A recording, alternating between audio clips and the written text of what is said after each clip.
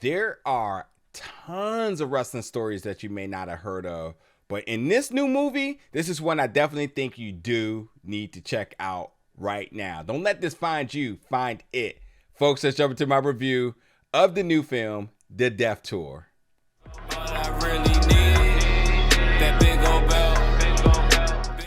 What's up, everybody, and welcome back to the channel today for another review. And today, we're going to be reviewing the new film, The Death Tour, which made its world premiere this year at Slamdance Film Festival 2024.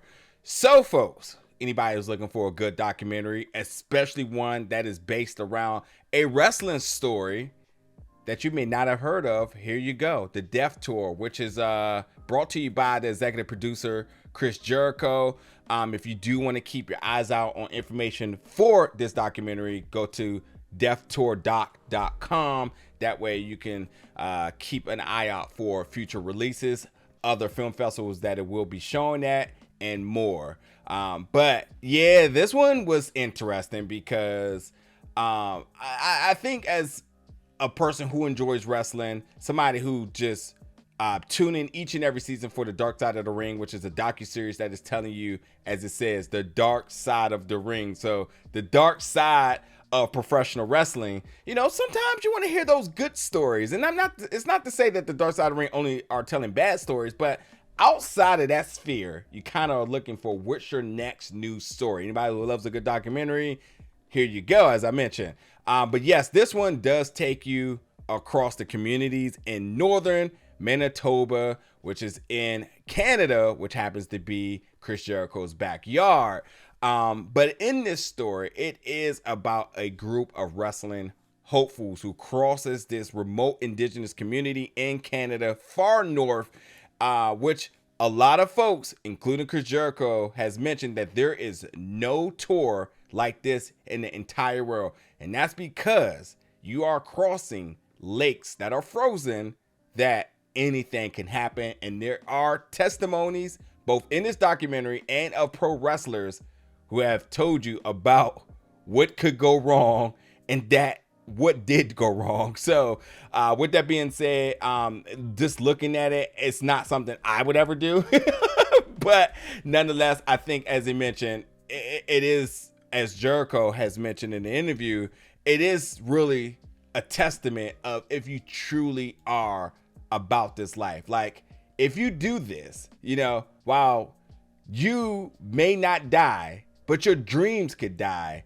And for the folks who have done the tour, multiple tours, have went out and had just fantastic careers. And there's tons of people to attest to this, of likes of Kenny Omega, as I mentioned, Chris Jericho, Tony Condello, who is basically the pioneer of this. He has done all of them, all 30 of them. Edge and Christian. I mean, the list just goes on. Don Callis. So, you know, the big names, you know, from the Canada wrestling landscape have done this. And there's also other folks as well, such as like Rhino and Scott Norton. Rhino's story is the one that you might want to go look up. But yeah, folks have done it. But beyond that, it is the focus in this documentary about the folks who may not be those big attractive names, but these folks are superstars in their backyard, because seeing the reactions that they get from the kids, and I mean, this is basically these kids is WrestleManias where these independent shows are occurring, and they take you all about the logistics of the travel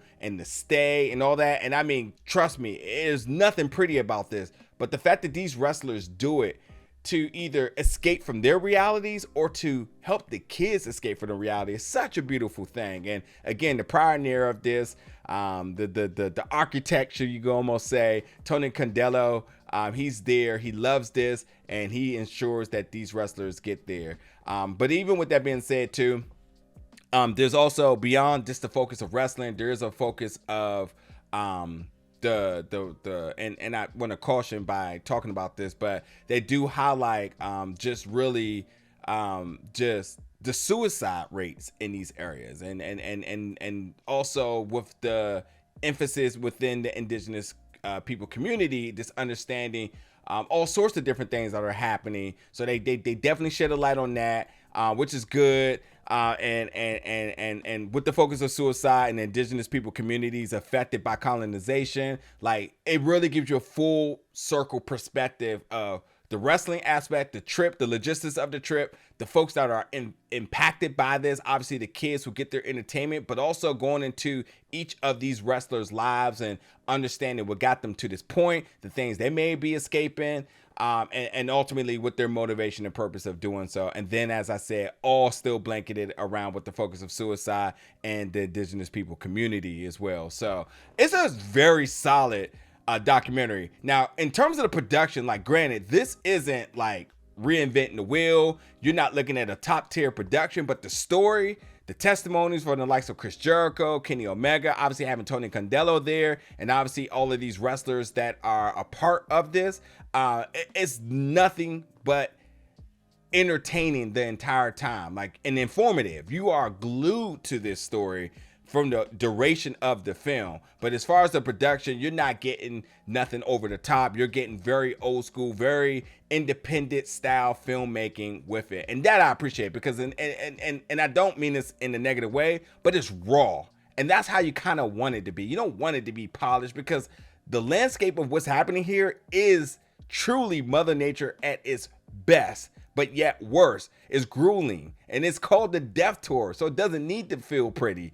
In fact, feels raw, jagged, dangerous, and that's exactly what it is. But nonetheless, it is a must watch, and you want to check this out. That is the Death Tour, folks. Again, it made its world premiere at Slamdance Film Festival, and you can check out information and so on about it at deathtourdoc.com.